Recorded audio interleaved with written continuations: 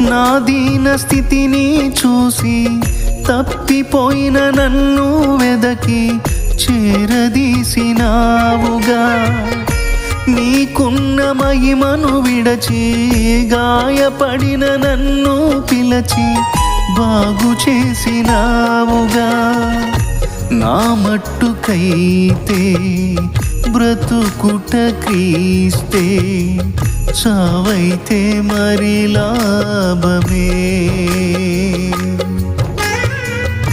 నా మట్టుకైతే బ్రతుకుట క్రీస్తే, చావైతే మరి లాభమే. ఏమివ్వగలనయ్యా, ఏమివ్వగలనయ్యా, నా శేష జీవితం నీదేలే.